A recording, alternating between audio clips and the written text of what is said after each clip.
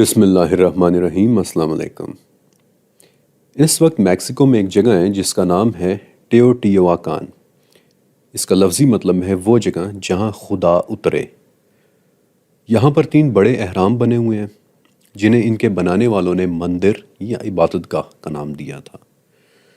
ان تینوں اہراموں میں سب سے پہلے اہرام کا نام ہے ٹیمپل آف دا سن، یعنی سورج کا مندر۔ ان میں سے دوسرے اہرام کا نام ہے ٹیمپل آف دا مون، یعنی چاند کا مندر۔ اور ان میں سے تیسرے اہرام کا نام ہے ٹیمپل آف دا ونگڈ سرپنٹ، یعنی پروں والے سانپ کا مندر۔ اور یہ نام بہت دلچسپ ہے کیونکہ یہ باقی 2 اہراموں سے بالکل ہٹ کر ہے۔ پہلے مندر کا نام سورج کے نام پر، دوسرے مندر کا نام چاند کے نام پر، اور تیسرے مندر کا نام پروں والے ایک سانپ کے نام پر۔ تیسرے اہرام کا نام باقی 2 اہراموں سے اتنا مختلف کیوں ہے، اور اس کا پروں والے ایک سانپ کے ساتھ کیا تعلق ہے؟ اس سے پہلے میں آپ کو ایک اور بہت ہی دلچسپ بات بتانا چاہتا ہوں، اور وہ یہ ہے کہ ایکوینوکسز اور سولسٹسز کے دنوں میں منائے جانے والے یہ مذہبی نیچر کے تہوار صرف ہزاروں سال پہلے کے قدیم لوگ ہی نہیں منا رہے تھے، بلکہ ابھی میں نے آپ کو جن اہراموں کے متعلق بتایا، آج بھی ہر سال لاکھوں لوگ مارچ ایکوینوکس کے موقع پر سب سے بڑے اہرام یعنی سورج کے مندر پر اکٹھے ہوتے ہیں اور ایک طرح کا ریچول پرفارم کرتے ہیں۔ اس اہرام پر اکٹھے ہو کر وہ لوگ سفید اور سرخ رنگ کے کپڑے پہنتے ہیں، سورج کی طرف دیکھتے ہوئے اپنا ہاتھ ہوا میں اٹھا لیتے ہیں، خوشبو جلاتے ہیں، اور پھر اہرام کی 360 سیڑھیاں چڑھ کر اس کی چوٹی تک پہنچتے ہیں۔ اور میں آپ کو انہی لوگوں کے الفاظ میں اس ریچول کی وجہ بھی بتا دیتا ہوں۔ وہ لوگ کہتے ہیں کہ ہم ایسا اس لیے کرتے ہیں کیونکہ ہم اپنے بڑوں کے نقش قدم پر چل رہے ہیں، ہم ان کے وزڈم سے فائدہ اٹھانا چاہتے ہیں، اور ہمارے بڑوں کا کہنا تھا کہ اس دن یعنی مارچ ایکوینوکس پہ ہم کائنات میں ایک بہت ہی خاص جگہ پر ہوتے ہیں، اور ہم سورج کے مندر پر چڑھ کر اس جگہ کے قریب ہونا چاہتے ہیں جہاں خداؤں کے دروازے کھلتے تھے۔ آپ نے اس بات کو غور سے سنا؟ اپنے اس پروجیکٹ کی ریسرچ کے دوران میکسیکو کے ان اہراموں اور ان اہراموں کے پیچھے چھپے کانسیپٹ پر میں بہت بعد میں پہنچا تھا، جب میں باقی دنیا میں موجود دروازوں پر اپنے کانسیپٹس اچھی طرح ڈیولپ کر چکا تھا۔ سچ کہوں تو ٹیمپل آف دی سن پر ہونے والے اس ریچول نے میرا ان دروازوں کی موجودگی پر یقین مزید پختہ کر دیا۔ اور یہ مت سمجھیے گا کہ سورج کے اس اہرام پر جمع ہونے والے لوگ صرف چند سو یا چند ہزار ہوتے ہیں۔ یہ لوگ کس تعداد میں یہاں آتے ہیں، اس بات کا اندازہ آپ اس طرح لگا لیں کہ 2010 میں ٹیمپل آف دا سن پر ہونے والے اس ریچول میں جمع ہونے والوں کی تعداد 10 لاکھ سے زیادہ تھی۔ لیکن یہ بات بھی شاید سب سے زیادہ دلچسپ نہیں ہے، بلکہ ان اہراموں کے حوالے سے سب سے زیادہ دلچسپ بات بتانی ابھی باقی ہے، اور وہ بات اصل میں ان 3 میں سے تیسرے اہرام کے متعلق ہے، یعنی دی ٹیمپل آف دا ونگڈ سرپنٹ کے متعلق، پروں والے سانپ کا مندر۔ اور اب میں آپ کو لے کر چلتا ہوں ساؤتھ امریکہ کے سفر پر، ایمیزون کے جنگلات کی سرزمین میں۔ ایمیزون کے جنگلات دنیا کے پراسرار ترین جنگلات میں سے ایک ہیں، لیکن بہت کم لوگ یہ بات جانتے ہیں کہ ایمیزون کا جنگل ہمیشہ سے ایک قدرتی جنگل نہیں تھا۔ 15ویں صدی میں ان جنگلوں کو دریافت کرنے والے ایک اسپینش ایکسپلورر یعنی کہ ایک اسپینش کانکسٹاڈور کا نام تھا فرانسسکو ڈی اوریانا۔ اور فرانسسکو جب ان جنگلوں میں آیا تو اس نے یہاں بڑے بڑے شہروں کی موجودگی کے متعلق بتایا تھا۔ انفیکٹ فرانسسکو نے ان جنگلات میں 50 لاکھ سے زیادہ لوگوں کے رہنے کی بات کی تھی۔ فرانسسکو نے اپنے جرنلز میں لکھا کہ یہاں بڑی حیران کن قبائل رہتے ہیں، یہاں ایسے قبائل بھی ہیں کہ جو صرف اور صرف جنگجو عورتوں پر مشتمل ہیں، ان میں کوئی مرد موجود ہی نہیں ہے۔ بلکہ دریا پر سفر کرتے ہوئے فرانسسکو پر ایسے ہی ایک قبیلے نے حملہ بھی کیا تھا جس میں صرف اور صرف لڑاکا عورتیں تھیں، ان میں کوئی مرد نہیں تھا۔ اور انہی لڑاکا عورتوں کی نسبت سے پھر فرانسسکو نے اس جنگل اور اس دریا کا نام ایمیزون رکھ دیا تھا، کیونکہ گریک میتھولوجی میں ایمیزون کا لفظ ایک طاقتور اور جنگجو عورت کے لیے استعمال ہوتا ہے۔ ایمیزون کے متعلق میں نے علیحدہ سے اور بہت ڈیٹیل کے ساتھ اپنے دوسرے پروجیکٹ ایز ابو سو بلو میں بھی لکھا ہے، لیکن یہاں میں آپ کو صرف اتنا بتانا چاہتا ہوں کہ فرانسسکو کے چند دہائیوں بعد اسپین سے جب مزید کانکوسٹاڈورز ایمیزون کے جنگلوں میں آئے تو انہیں وہاں ویسے شہر اور آرکیٹیکچر نظر نہیں آئے جیسے فرانسسکو نے بتائے تھے، لہٰذا انہوں نے یہ سمجھ لیا کہ فرانسسکو محض جھوٹ بول رہا تھا۔ اب ایمیزون کا جنگل ایک بہت گھنا جنگل ہے، اس میں ایسی جگہیں بھی ہیں جہاں انسان کے لیے پہنچنا ناممکن ہے، لیکن 2015 میں ایک نئی ٹیکنالوجی کی مدد سے ایمیزون کے گھنے ترین حصوں کو سکین کیا گیا تھا، اور اس ٹیکنالوجی کو لائیڈار کہتے ہیں، یعنی لائٹ ڈیٹیکشن اینڈ رینج۔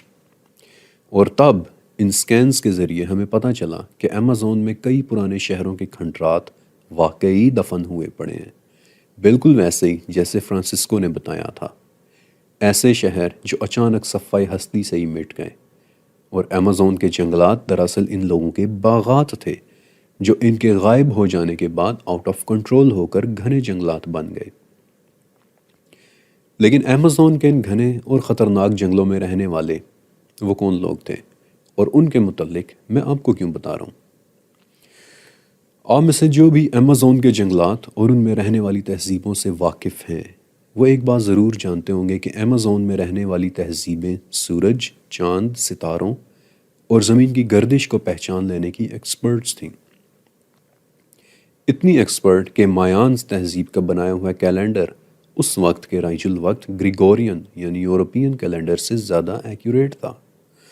ان لوگوں نے سورج گرہن کے ٹیبلز، سورج اور زمین کی گردش کے ٹیبلز اور مختلف قسم کے سٹار چارٹس تک بنائے ہوئے تھے، اور اس وقت ان کا ایسٹرونامیکل نالج یورپ کی نسبت کہیں زیادہ ایڈوانسڈ تھا۔ وہ لوگ سورج، چاند اور زمین کی گردش کو باقی دنیا کے مقابلے میں کہیں بہتر طریقے سے سمجھ چکے تھے۔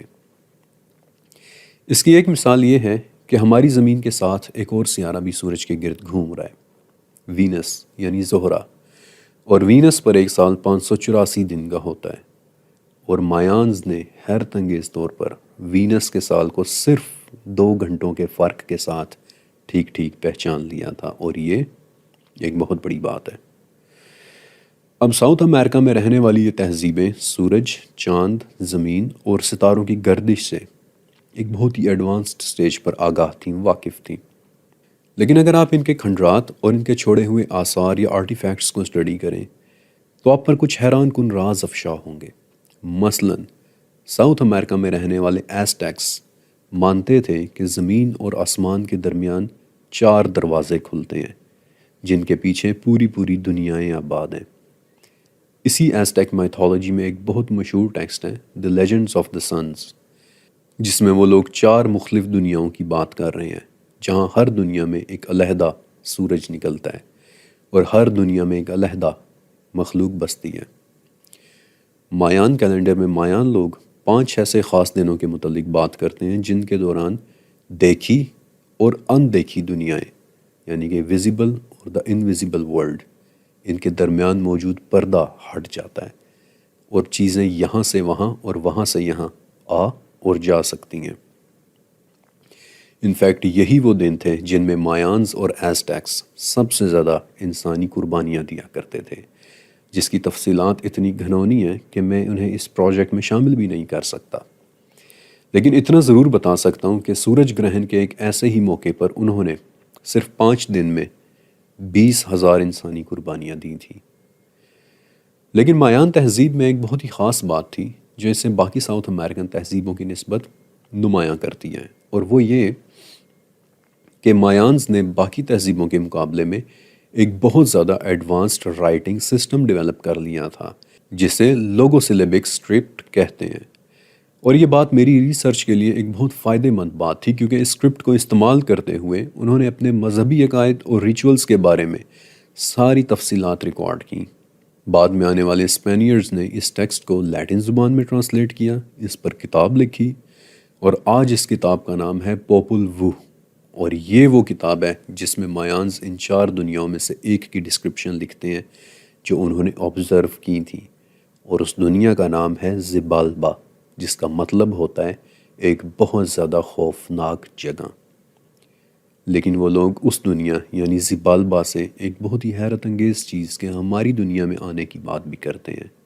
ایک ایسی چیز جس کی مایانس نے عبادت بھی شروع کر دی تھی، اور انہوں نے اس چیز کا نام بھی رکھا تھا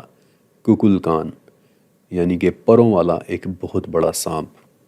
اور یہ بات اتنی دلچسپ کیوں ہے آگے چل کر آپ خود دیکھ لیں گے۔ پروں والے اس بڑے سانپ کی عبادت ساؤتھ امریکہ کے ایک اور کلچر کی شے میں بھی ہوتی نظر آتی ہے۔ ان لوگوں کے عقائد کے مطابق پروں والا ایک بہت بڑا سانپ آسمان سے ہماری دنیا میں اترتا ہے، اور وہ لوگ اسے کوکو مادس یا پھر کوازل کوتل کہہ کر پوچھتے ہیں۔ اسی بہت بڑے پروں والے سانپ کو برازیل میں بھی آسمان سے اترتے دیکھ کر اس کی عبادت کی جاتی رہی ہے، جسے انہوں نے بوئیٹاٹا کا نام دیا تھا، یعنی ایک بہت بڑا اڑنے والا سانپ جو آگ اگلتا ہے۔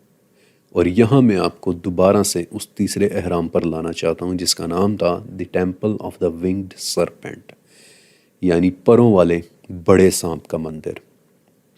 بلکہ 6 لیول سے بنے اس احرام میں انہوں نے اس سانپ کے 260 مجسمے بھی بنائے ہیں۔ پھر اس سانپ کی عبادت گواٹے تک میں بھی ہوتی دیکھی جاتی رہی ہے۔ لیکن آسمان سے اتر کر ہماری دنیا میں آتے اس سانپ کی شاید سب سے زیادہ حیران کن ریپرزنٹیشن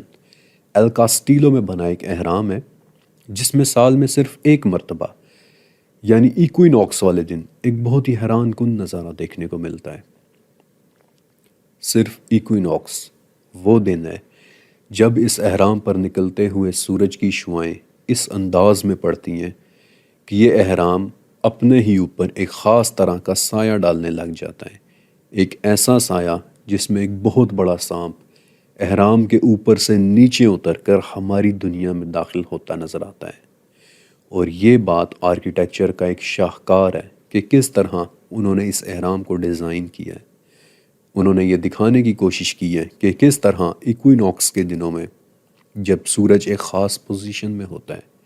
تو کس طرح انہوں نے ایک بڑا سانپ کسی اندیکھے دروازے سے اتر کر ہماری دنیا میں داخل ہوتے دیکھا۔ اب یہاں ایک بہت بڑا سوال کھڑا ہوتا ہے کہ اپنے وقت کی 2 بہت ہی ایڈوانسڈ تہذیبیں یعنی ایزٹیکس اور مایانس، جو اپنے سورج، چاند، ستاروں اور زمین کی گردش کے علم میں باقی دنیا سے کہیں آگے تھے، جنہوں نے وینس سیارے پر گزرنے والے ایک سال کو صرف 2 گھنٹوں کے فرق کے ساتھ پہچان لیا تھا، جن کا بنایا ہوا کیلنڈر ہمارے ماڈرن کیلنڈر سے زیادہ ایکیوریسی رکھتا تھا، جن کے مطابق آسمان اور زمین کے درمیان